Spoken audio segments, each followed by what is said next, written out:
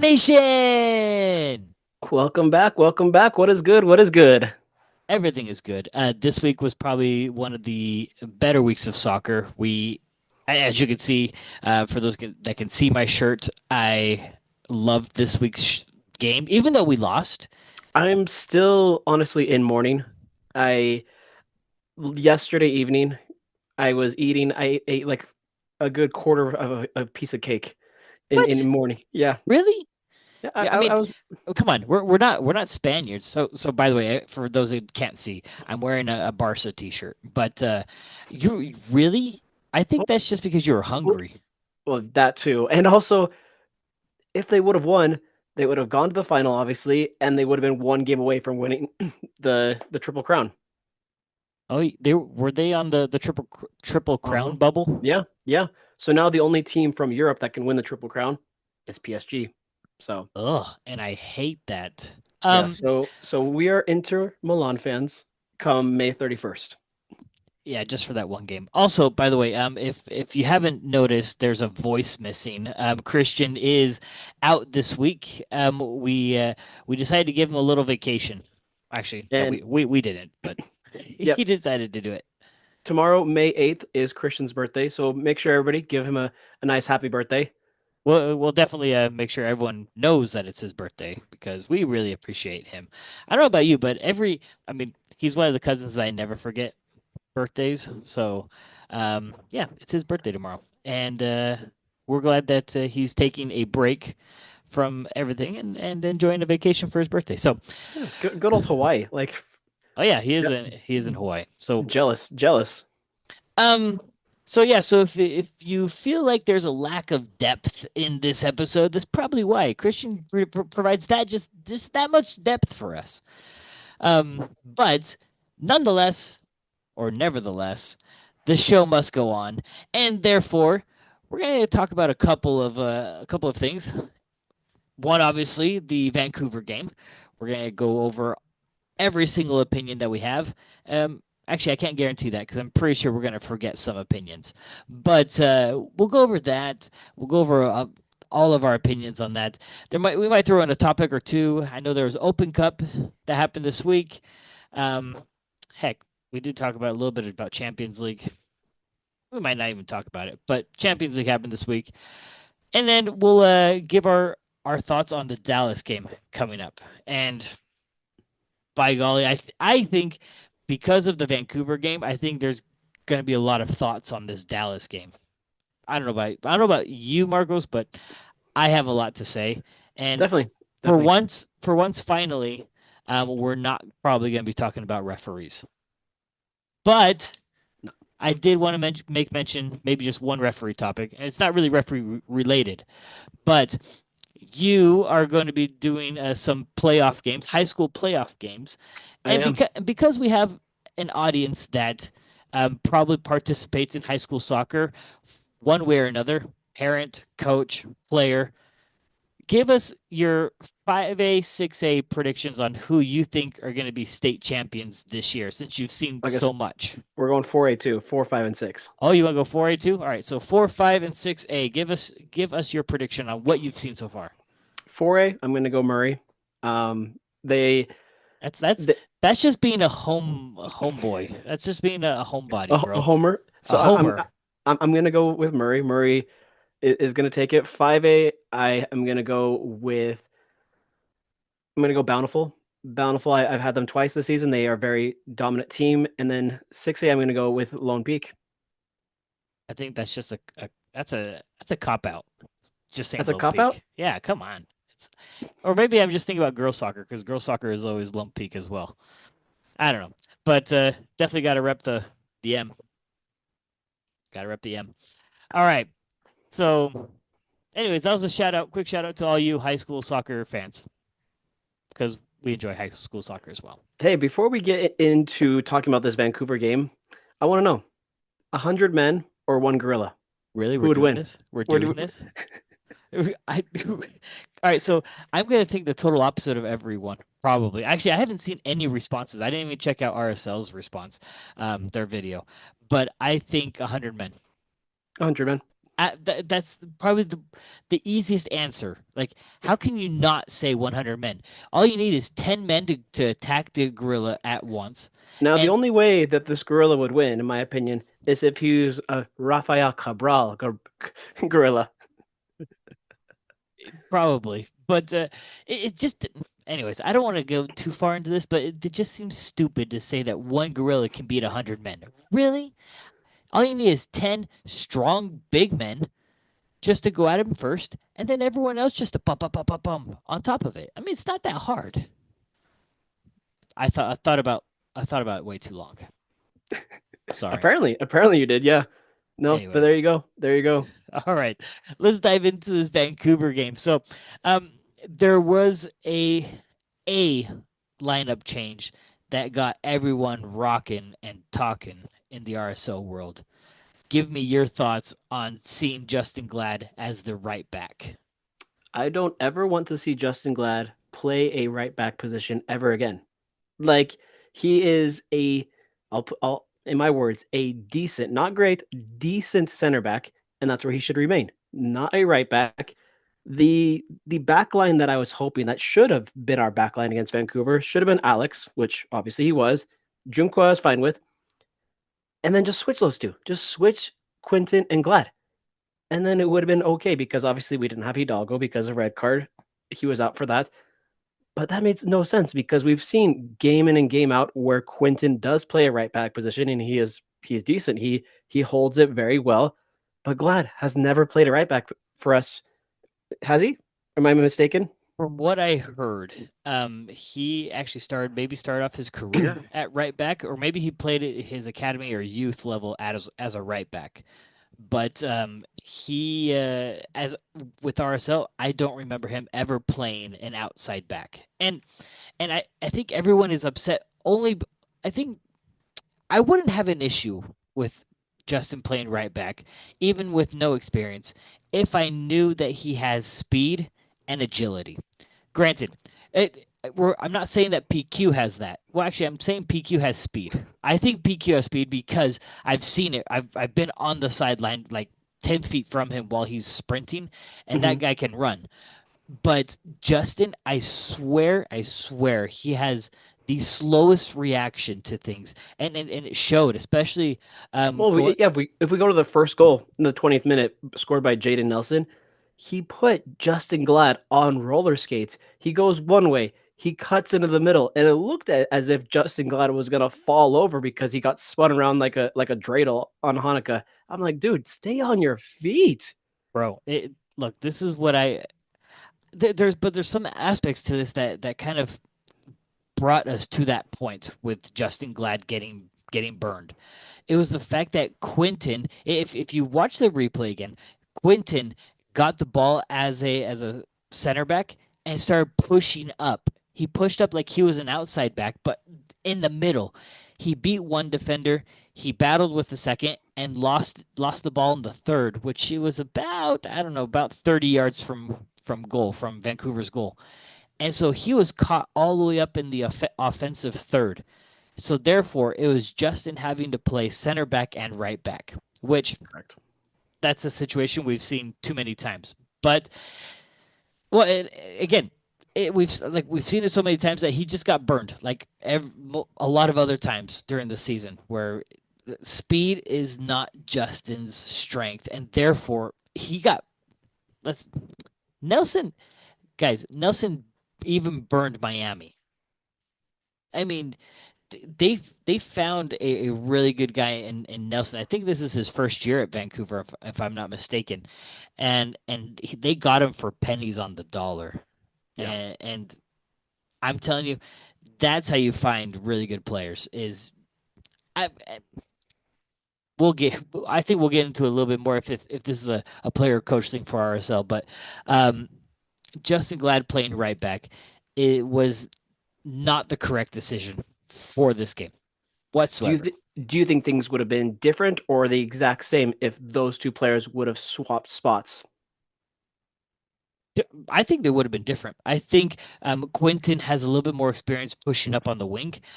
He has more experience on pulling wide the play.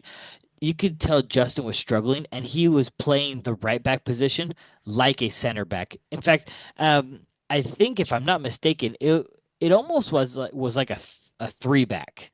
We played just Glad, Quentin, and Sam as a three back, and just moved Catranis up the left wing hard. Like there were Hmm. some points where it was almost like he was playing a second 10, right next to Luna. He moved up far. Oh yeah, And to be honest, that didn't help us. no, no. It helps us on sometimes when we want to go on that counter quickly, and it. But this one, it burned us, especially with how fast Vancouver was coming back on offense. I wish I didn't see any post game questions, or at least didn't see the answer. But I would really want to dig into Pablo's brain to figure out why Justin on the right wing. I foot like soccer logic thinking tells me that Justin Glad is not the right back. And it just seemed obvious, especially when the FOT mob notifications came out, because that's what comes out first before the RSL lineups. And we saw that Glad was on the right back. All of us thought, Hmm. obviously that's a mistake because FOT Mob has made mistakes before. So I thought, all right, yeah, let's just switch him. That's the first tweet that I put out as the lineup. I said Quentin as right back and Justin as the center back, and that's when I got a quick message from the communications team. They're like, no, that's right. I'm like, I was like, oh my gosh, that's horrible. Um, so I don't ever want to see that again. But I don't think that was the main reason why we lost. No, first half, we obviously we didn't score until the very end in the 96th minute, but we had so many chances. We had Alex's wide open chance that was the most talked about thing that from RSL on a platter. But I just want to talk about Gozo. We talked about him obviously in his first game against San Diego, but the dude is going to step up game in and game out at 18 years old, and he's impressive. He comes in with that grit and that determination that he wants to play for this squad. But yeah, I really appreciate his hustle and his grit. The way that he went after every ball, as on a press. I don't know, if you noticed how fast he presses, but he's like super fast on a press. Um, I don't know if he has long legs. I don't know if he just practiced sprinting all day, but he closes fast. Even though I'm going to attribute this to his age. He was half a second late every single time. His timing was just that far off, but his closing speed was where it needs to be, and where every player needs to have their closing speed. As fast as Gozo. But if he was half a second faster, he would have blocked every single pass that Vancouver was making. I'm super impressed with Gozo. I Yeah. think the coaching staff is super impressed with Gozo, and I think we're going to be seeing a lot more. Even though, even when Dominic comes back, I think there's going to be a pretty heated battle for Oh that yeah. position. Yeah, that's one in the midfield where we have depth. We have depth that we didn't know that we had on that right side. I want to talk about really quick. We saw at halftime Ari come off, and it's game after game. We have this story where Ari doesn't show up. He's very MIA. He plays up there in that 9 position where he's waiting for that long ball. He's calling for it. I remember in the San Diego game, he's calling for that ball, but once he gets it, he's just jogging. He's just jogging. He doesn't show that hustle. Is come this game against Dallas. We'll talk about it later, but is it done? Are we going to see Willie start here on from here on out? Bro, I I'll be straight up blunt. I am sick of Peel. I'm sick of not Exactly. having a nine. Um, It made, I guess it made partial sense because obviously we were playing on turf in this game. Didn't want to possibly get Willie injured, but I think moving forward, it's Willie time. Ari doesn't have what we see in Gozo. He doesn't have that grit, that determination, that speed. He's more of a Monarchs level kind of player. I wouldn't say. I mean, I hate calling players monarch level because I mean we want we're looking at players at the Monarchs level and we want them to move up. Oh, definitely, definitely. It doesn't mean that they're MLS level, but I do think that he needs to be coming off the bench because he's not an impact player. Peel, there are times in this game where I'm pretty sure all of us saw it, and I'm just going to make emphasis that there Luna looked like he was the nine with how he was pressing the very last defender. Luna was just running like a madman, just like every single game, just pressing the last line of defense, and so it it really brings questions to my mind of one fitness, though fitness shouldn't be a question for in my mind, but it's the urge, the want to be better, the urge and want to get the ball, to excel. I these looking at these games and seeing how the players are playing really puts into question their commitment in games. I'm not going to question practice. I don't see practice. All I see is games. And I really am questioning the commitment on a lot of these players. Peel being one of them. And I'm going to attribute it to inexperience. Uh, uh, so I can't really say his commitment is not there. It's just super inexperienced, and I think the this league is over his head right now. Yeah, we. I think when he was in the Australian League, I think he had less than 30 overall appearances, and then being thrown right into the fire for an MLS team. I'm pretty sure it was way less than 30. I'm pretty sure it was only like three, five, something like Yeah, that. so it was way too fast to be throwing a young kid into the fire like this as a starter. So I'm fine with him coming off the bench for Willie, but he needs time. He needs time to learn and to grow. Which I think that I'm not going to jump hard on the bandwagon that we need to find a nine. Um, but I do think we need to find a nine. I think we need to find someone else besides Peel. I think we need to, like you said, move Peel down to the Monarchs. He needs confidence building right now, and right now, uh, putting him as a starter is not helping his case, especially with bro. There were times we were the ball was just being played in the back line of Vancouver, and he would just stand there, kind of in the middle, kind of like Right? just shielding, like watching where the ball was moving. And He doesn't put any effort to go press the keeper, press the defense to try to make any steals whatsoever, and it's frustrating. Game in and game out. well, Uh, I guess on that point, do you think it's coach driven? Do you think they tell him don't press? Because someone was mentioning that they think that, for instance, Quentin was on the goal that we just mentioned. They think that Quentin played that style or played in that way because he was told to by the coaches. mhm. Because it's part of the strategy, the part of how Quentin plays. They're like, you know what, just move up when you can, kind of thing. Do you think they told Peel, hey, stay back, let Luna do all the pressing? Yeah, I would say it's definitely the way that they are told and coached in practice, and that's the way they scheme it up to be. It just seems so weird It's that you wouldn't tell your number nine to go press the last line of right. defense. It would make the most sense to do that. And so I flipping the script on that. uh, Maybe it's not the coaching because it comes to a point where you see Luna throwing up his arms again, like he does every single game, like saying, "Guys, help me out," and no one is helping him out. Well, it all comes down to communication. There is a lack of communication and trust with this squad that we see on this pitch.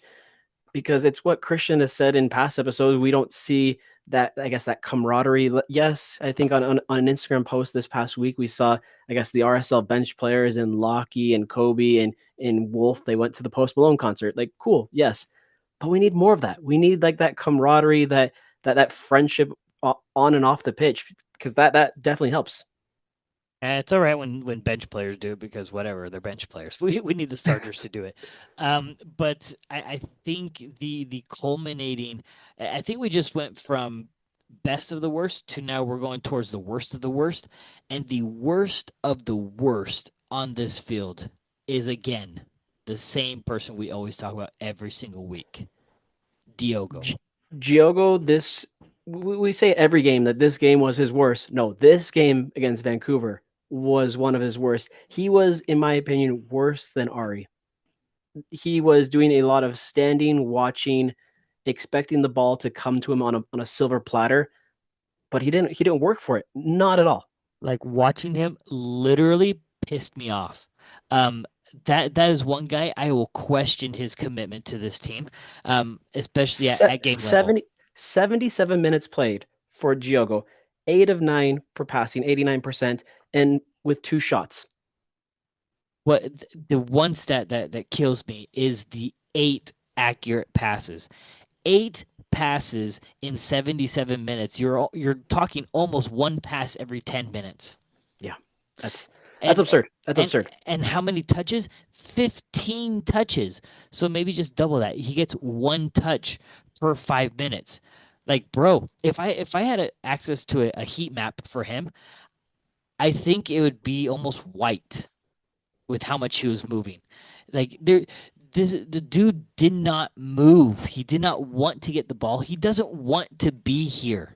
He really it again, if I were to judge him off of just his gameplay, the guy does not want to be here. He wants to leave ASAP yesterday.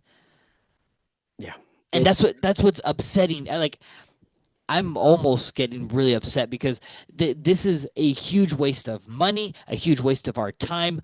Um, this guy has no business being here if he's going to be playing like that with those kinds of stats. And these kinds of stats, this is probably his lowest stat game of the season, but he's had similar games like this.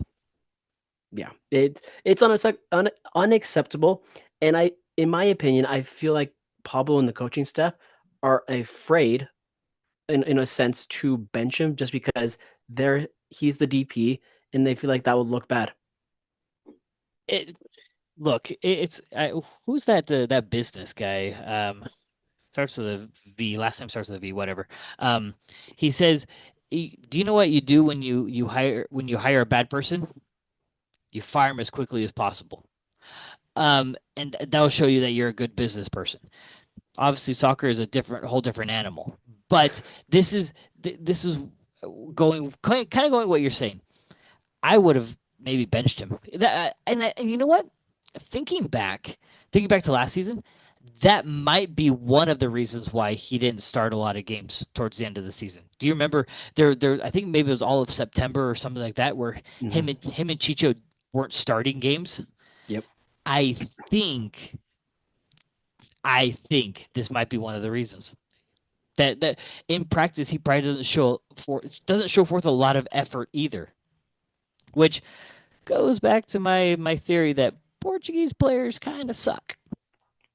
Sorry, sorry if y'all like Portuguese players, but there really is no. It doesn't. I don't No, feel the drive. I'd like to see a change moving forward into this Dallas game, into next Wednesday's game. But who knows? Who knows?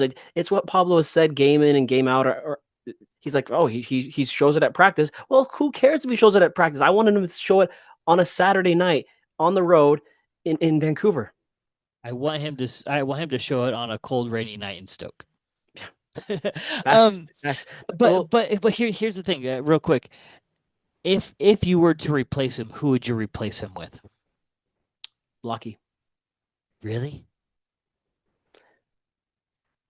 I have a theory that I what Here's my other option. You throw Luna back onto that left and Pablo Ruiz right in the middle. okay. I'm not saying that it's crazy because it can happen. It's definitely in the realm of possibilities. But going back to your Locky comment, I have a feeling that soon, I don't know how soon. I think with the limited amount of minutes that Locky is getting, and quite possibly more reinforcements or the discovery of, for instance, Gozo, I think we might see Locky and maybe some others that play that same position move down to the Monarchs and get more Monarch minutes. Hate to see it. Hate to see it, but you're right. I mean, I don't know if I'm right, but the lack of minutes is definitely astounding. Um, and and especially, I mean, when was the last time we saw Wolf? Wolf was the San Diego game. Well, and before that, Probably the game before that as well. So I mean, Wolf is not getting a lot of minutes right now.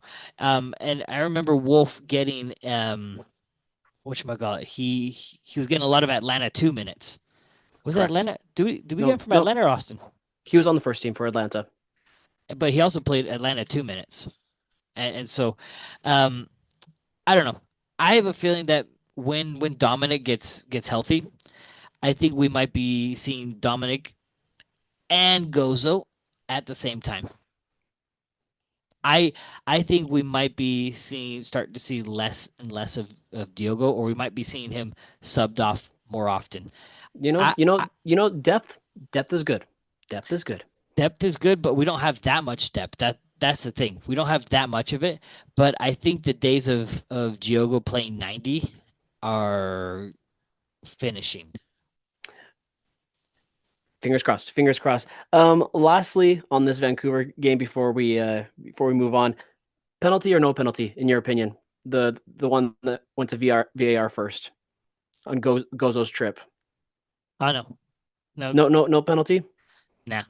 Like I said at the very beginning, there's zero referee talk. This one, it was not a penalty for me. Gozo, not saying that he didn't get off balance, but He didn't sell it well enough. obviously not. But nah, it wasn't a foul. 0 days of the week, my friend. That was a good VAR call.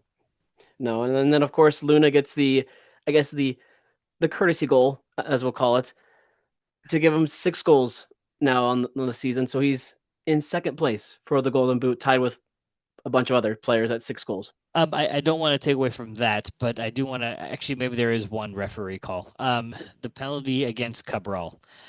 That one I don't agree with. Sure, PK block is fine, but the PK call, I'm not in agreement with it. Um, Only because he did go high, but it was because the ball was bouncing and he nailed the ball to the ground. In fact, the ball was bouncing, and after he touched it, the ball just stays on the turf.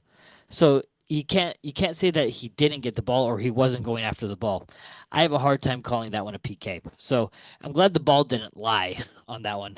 Um, Am yeah, I surprised that we lost against Vancouver? No. We've said it before. This Vancouver squad is one of the best in North America, who's very deep. They had a lot of players that sat this game: Berhalter, White, No Gald, and they did just fine. They did just fine. yeah, they have a really good team with really good chemistry.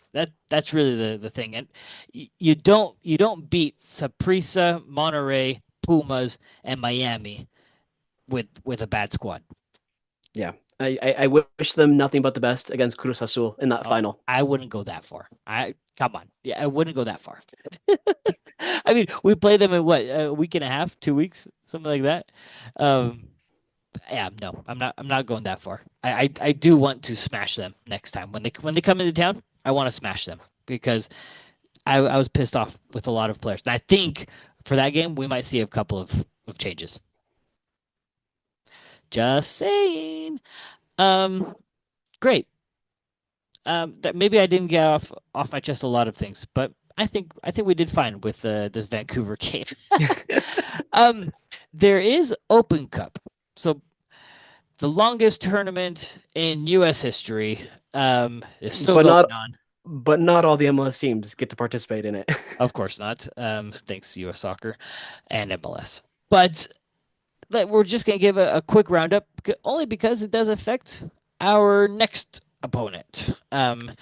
Dallas is participating in U.S. Open Cup.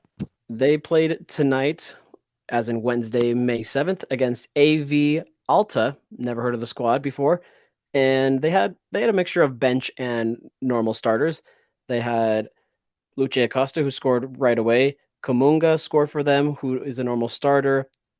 So yeah, they had like a mix of bench and normal starters, and they performed really well at home. I don't like that. Well, I mean, we can talk about a couple of players that they played. Shackmore. Shaq Moore is one that most U.S. soccer fans will recognize. And Abubakar.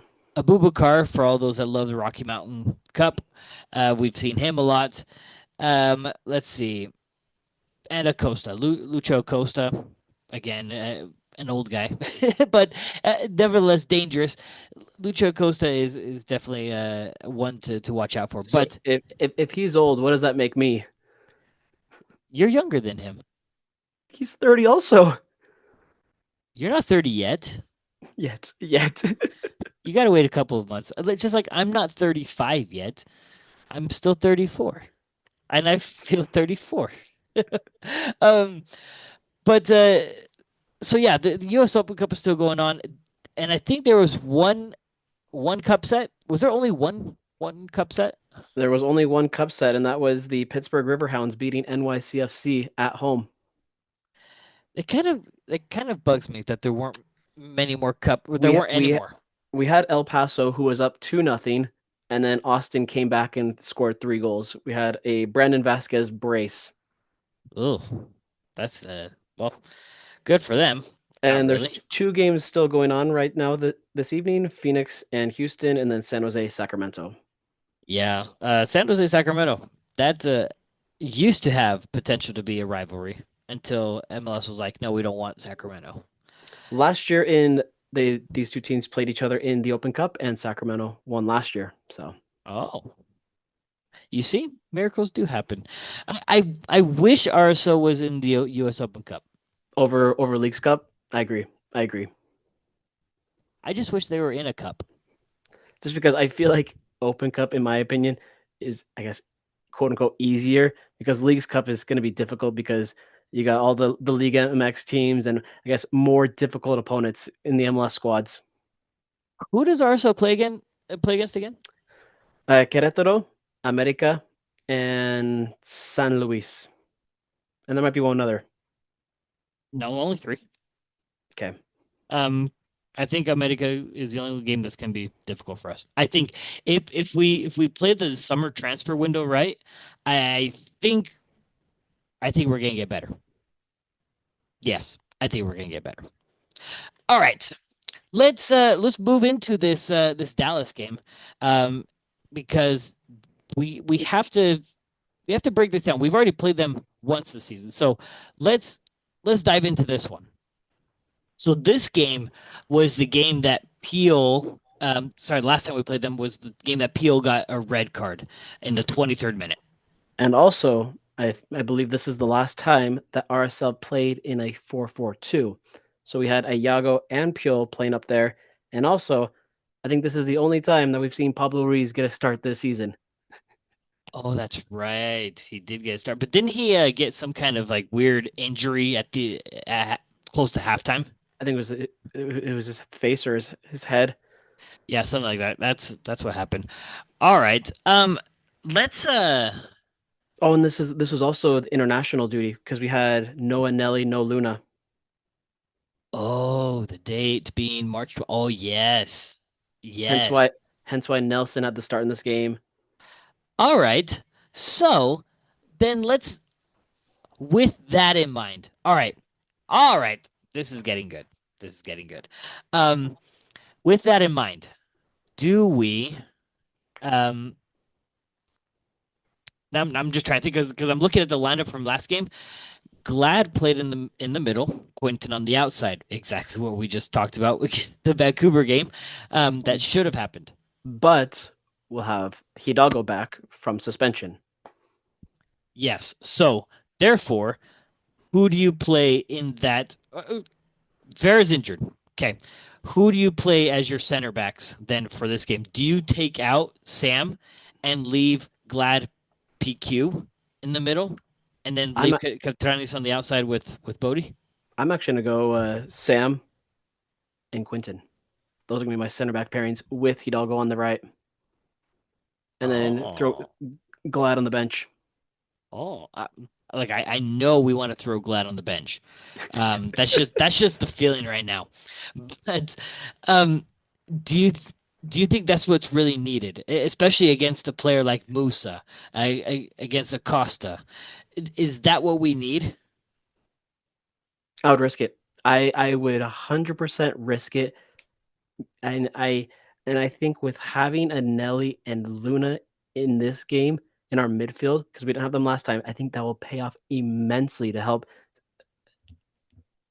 All right, and just throwing this in there, there might be, and I'm not confirming anything, but we might see Willie get a start. I'm here's fingers crossed. But if we have Willie play, Luna, Diogo, I hate that. Um, and Gozo didn't show up in this game at all, at all. Nope, nope. Um, there's two players that Dallas hasn't seen against them play. Well, I guess technically Luna they haven't And seen this season. yeah, correct. So I think that we'll call it an element of surprise, even though it's not really a surprise. But I think that just with those couple changes or those few changes, I think that can bring enough disrupt Dallas enough to we might have a chance. All right, So two players are injured for Dallas. Leo Chu and also Sebastian Leggett. okay. Dallas's last game. Now you're forcing me to check out Dallas's last game because I know Leggett has been injured for a minute. So their last MLS game was a beating on the road 5-0 in San Diego. Oh, the same San Diego team that we That beat. correctamundo, correctamundo. But Dallas also the previous game to that beat Miami 3-4 in Miami. So it's just like what team is going to show up? I mean, we can start comparing. I mean, what do we have here? The San Diego game, their lineup was oh, they're playing different. That's a 3-4-2-1. Interesting. With no oh, bro, Peter Musa is injured. Mm-hmm. Yeah, so Musa along with Leggett and Farfan. along with Chu. Oh, uh-oh. All right. I'm sorry. This is for everyone out there. We are deeply sorry. We haven't even mentioned the biggest storyline probably of playing against Dallas, Anderson Julio, it, he scored against Miami. Miami. Yeah. And Um, and now with all of a sudden with these injuries with Musa, with Leggett, he's getting the starting minutes and it's gaining that confidence which he needs. let's see. How many games has he And started? and if you remember, Anderson Julio was not available last time he played against RSL. Right. We have 8 matches played, 7 started. We are gonna see Anderson Julio. Oh yeah. Oh yeah, which obviously makes me kind of nervy because he knows he knows these players very well, but they also don't have any other attacking pieces because of those injuries that they're facing. I mean, they're throwing people in. I mean, it looks like Lucho's playing against playing with looks like maybe either yeah young kids. So it's not like they're doing horrible with those kids, but we are going to see Anderson Julio, who is technically a veteran in the league, especially with RSL. Do you remember how many seasons he was with RSL? It almost felt like 5, 6, 7, probably more. I don't know. It felt like forever. Now I'm forced to search. Either way, he oh no, was it really that short? Really?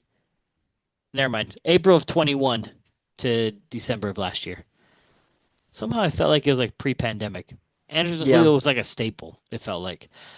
Um, so with Anderson Julio on the Dallas side, and he apparently is playing on the left wing, which means that he's going to be facing our right back.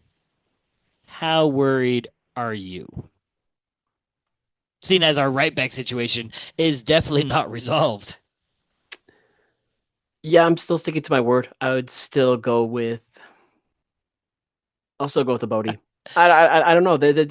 nobody's better than the other. They're all slower than molasses. So Well, I mean, some people were throwing out Caliskin. Caliskin is a right back supposedly. this is why, like, obviously, if everybody was healthy, my number one would be Javane.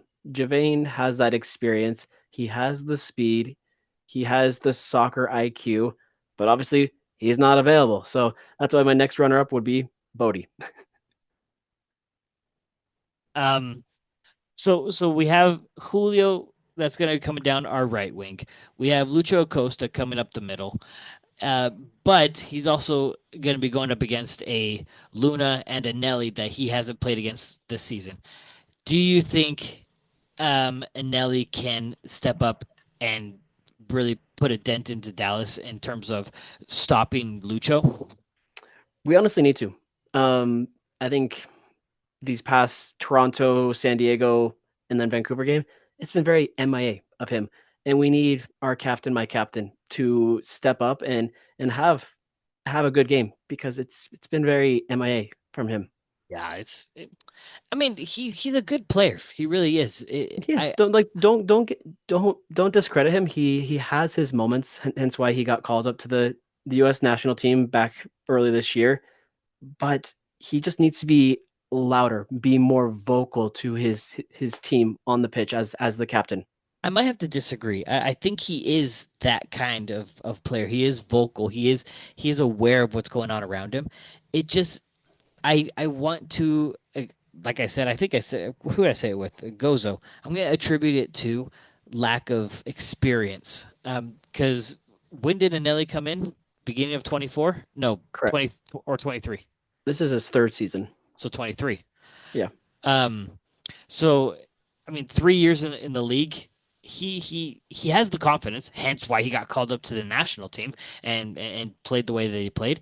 I think he's in a rut right now, and I think the whole team is in a rut. It's the whole season has been a rut, and so So you look at the table right now. Obviously, Dallas not doing great like RSL. They are holding that last and final playoff spot if the playoffs were to start today. They're at 15 points. RSL at 12. So obviously, it's a long season in the MLS, 34 games. But a point or a win on Saturday would be huge just to get that momentum back, to get that feel prior to going back home on Wednesday, because every point matters in this season. yeah, and especially if we were to get a win, we would jump up, and obviously, barring that San Jose gets a tie or less, we're jumping up into a quote unquote playoff spot. So it's we're on the cusp of turning a corner. It's just that we can't turn that corner yet. Right now, this so far this season, we have not been able to put together a back to back results. We haven't been able to win back to back this season, which is Some odd. something that catches my eye. You look at the home record for all the Western Conference teams in the MLS. Dallas is second to last. Obviously, LA Galaxy is the worst, has the worst home record, but Dallas is 1-0-3 at home this season with a -3 goal differential. Oh, so what you're saying is that we have a chance.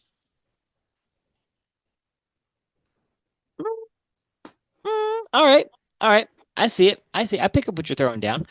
Um, so then your starting lineup would be what? I'm gonna go Alex, Sam, PQ, Hidalgo, and Nelly Ojeda, and then I guess in my head, like I'm gonna probably go with what Pablo is gonna do. It's gonna be Giogo, Luna, and then it's gonna be Gozo, and then I'm gonna go Willie up top. Yeah, I'll have to agree, and I'm hoping that it's Willie up top. I know I said that last game, but I think he wasn't 90 ready. I'm hoping that he's 90 ready this game, or at least 75 ready. I I really want him to start because I Now, think now's the time. Now's the time. My beard needs the time.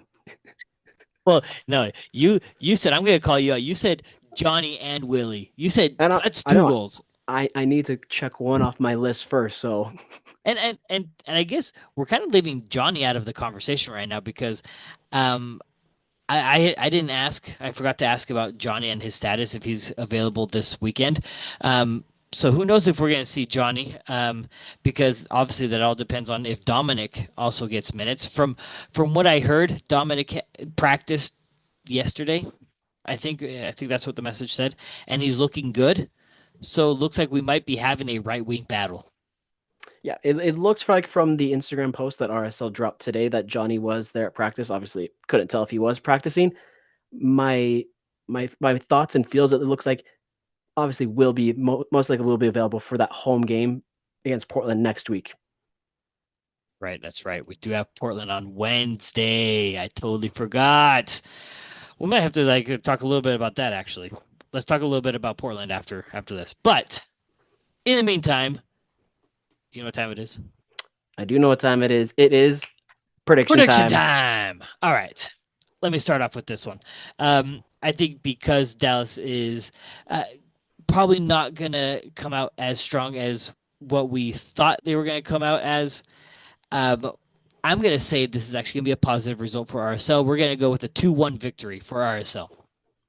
I like it. I like it. Hate when you go first because you always take what I was gonna throw up. I'm gonna go with a slight edge. I'm gonna go with a 1-0 victory for RSL. We're thinking positive.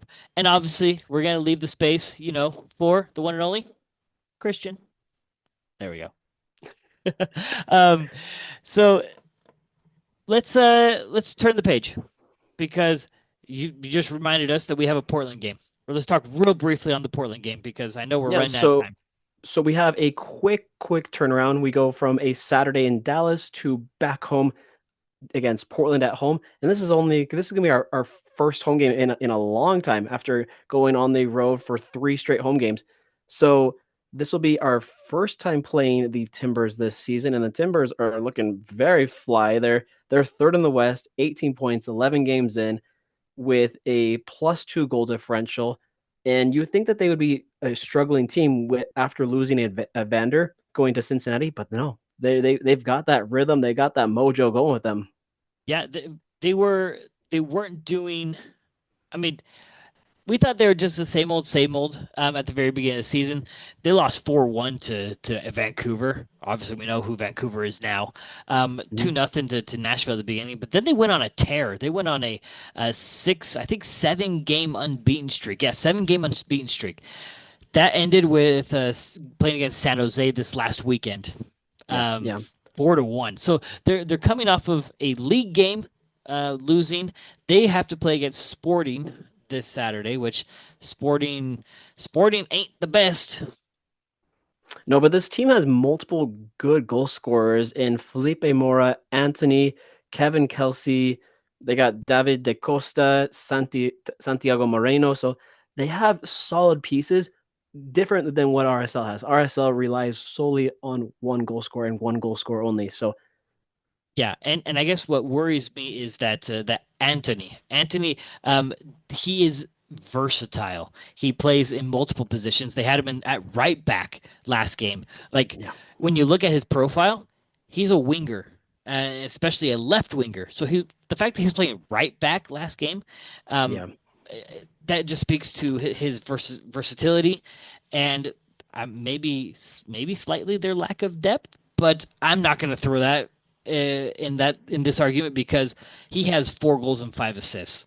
Yeah, yeah. That's So ridiculous. going back to that last game and their loss on the road to San Jose, they played a 5-4-1, but they have Bravo and Anthony pushing up on those wings, very similar to what we see Alex doing for us. Yeah. So, uh, like I said, this is just gonna be a brief one, but the Portland game is one that I think we should be more worried about than this Dallas one. I think Oh yeah. If I was Pablo and the coaching staff, yes, you want to take this away game serious in Dallas. You want to try to get at least a draw, get that results to move, get that confidence. But I would make sure you have healthy guys that are going to be able to have this test going against a very, very hot Portland team. I think the opposite. I You think think? you put all your money against Dallas, and then I, this sounds really bad. You check Portland off as a loss only because of how well they're playing. Now, if you can catch them on a bad week because they're coming off of obviously the loss against San Jose we just mentioned, Open Cup tonight, Kansas City on Saturday, us on Wednesday, and who do they play? Sorry, who do they play after us? Because that all They have Sounders at home. Sounders at home. So So it might us might be a throwaway game because they obviously want to take that game more serious because that's a rivalry game. so like I said, I mean it's a toss up for me. So for the sake of time, let's uh let's do another one. Let's do another prediction time. Prediction time, part dos. All right, Marcus, you go this time.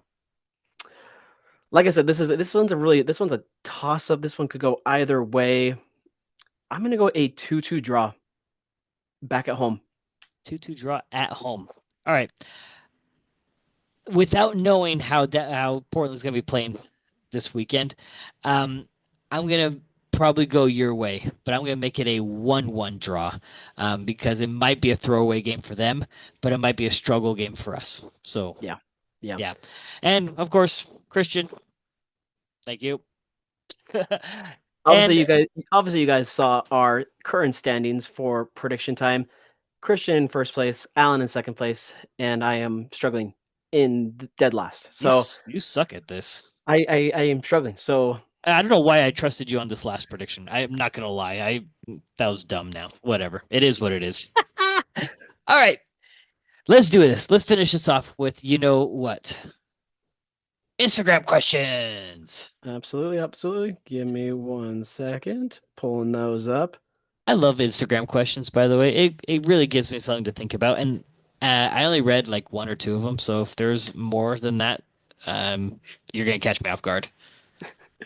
Here we go. First question of the night is Anelli is not a playmaker. We need more energy from him. Not a starter, in my opinion.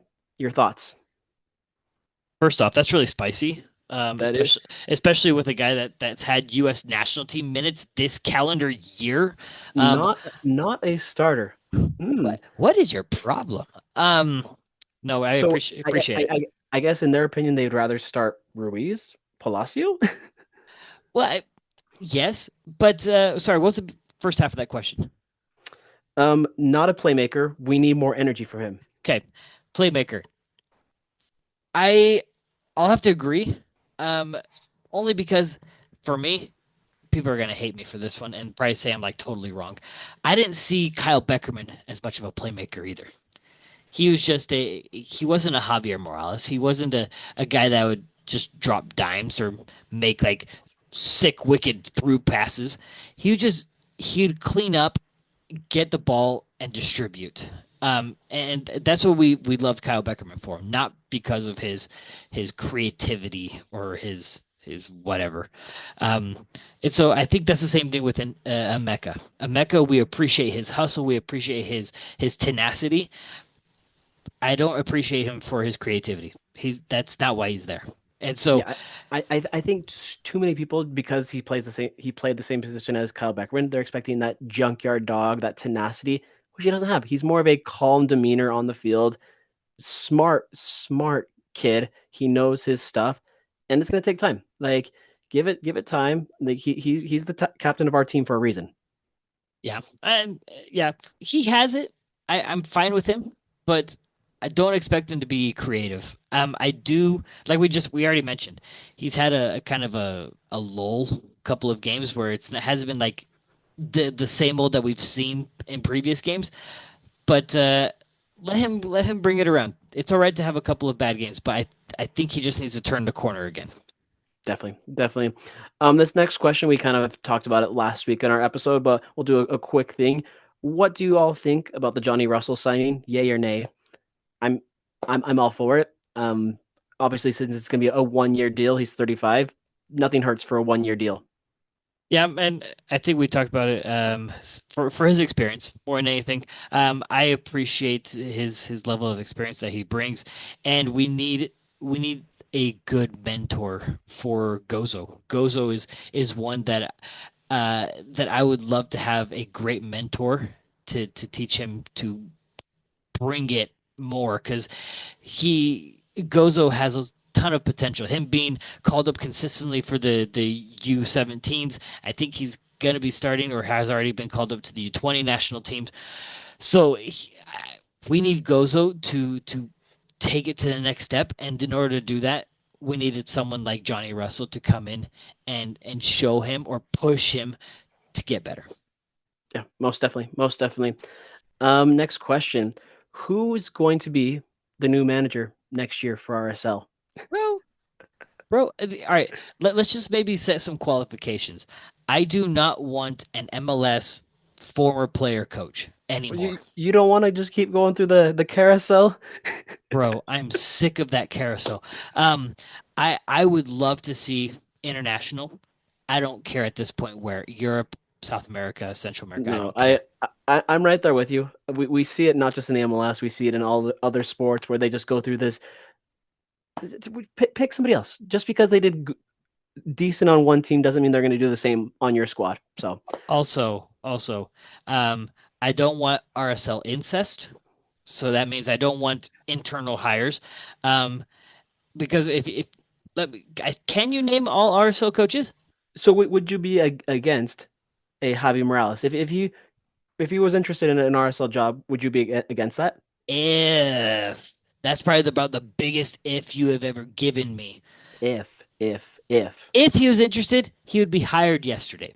But I mean, if you look at RSL's coaching history, Ellinger, U20 national team coach, horrible. Jason Kreis, former player. Jeff Cassar, former player. Who was after Jeff Cassar? Um, Freddie, no, no, Mike Mike Pecky, Petke, former player. After Freddie, that, Freddie Academy or no Monarchs or something like Monarchs, horrible, and then Pablo, former player. And I think there might have been a couple of interim in there, but we don't count the interms. So most of them have been former players. In so Pablo, Petke, Kassar, Jason, and only only one of them was able to bring us a championship. And Jason, I don't think is the most soccer savvy out of all of them, per se. I think Pablo is the most soccer savvy out of all of them. I'm obviously because of his experience, U.S. national team, et cetera, et cetera. But I'm done with the hiring of former players. yeah. I I wouldn't be opposed to which country per se, but yeah, just avoid MLS. Avoid MLS coaches. There's other good coaches out there. Yeah, we don't need to be the regurgitating of like Jim Curtin and all them. So Exactly. Here we go. Last and final question of the evening. Here we go. How many points do you think we'll need in order to make the playoffs this season? Looking uh, at we are at 12 points, 11 games into the season with a 34 game season. I'm looking at last season's point totals because What was it? 60 something? so the lowest in the East was 40 points. 40 points? The lowest in the West that got in was 47 points. Um, if there are how many games are there this season? 34, 34. 34. and we are at 11. We've done 11 so far, so that means we have 23 games left. Um, Correct. and we're at 12 points. So if you get a point per game at this point, so 23 plus 12, you won't be making the playoffs. So if you're averaging 1 point per game at this point, you are not making the playoffs. So therefore, um, yeah, we're gonna have to average at least 2 points per game, or 1.5. Let's go minimum 1.5 points per game the rest of the season. Sorry, I'm gonna pull out my handy dandy calculator. Uh, I'm doing math real quick. So if you average 1.5 points per game the rest of the season for 23 games, About that's 40. that's 34 points. So 34 plus 12, that's 46. There you go. I just solved it. So a point and a half average per game for 23 games. And this is why I've said every game matters. In this season, doesn't matter whether you have a game in February or middle of the summer. Every game matters. So that's why it's crucial that we get a result on Saturday in Dallas. 3 points. It's 3 points or bust in order to help us get towards that goal. So, oh, bro, that was a lot of talking. Not gonna lie, I miss Christian. Probably because I didn't have to. No, you're wrong way. This way. No. That's okay. What are you No, doing? Are you trying to slap my hand? no, it's okay. We hope Christian's having a good time in Hawaii, but we do miss him. So Oh, and you probably will see baby Christian and Marcos at next Wednesday's game. Confirm. I will be there. Okay. I will be there. I was like, tell me yes, no. I would Um, like yes. you're like, no game, no game, no game. That's what's great about these high school seasons because you have like games every day of the season. Yeah. Anyways, um, Will Flip, thanks for joining us. That was great. Hope you all enjoyed that. And Marcos, you know what to do. If you guys are not already, make sure you head over to Twitter and Instagram and follow us at the RSL Bros and follow and listen to us wherever you catch your podcasts on Spotify, Apple, and watch us on YouTube. And subscribe. See, I missed that part. All right, guys. Peace out. Ciao.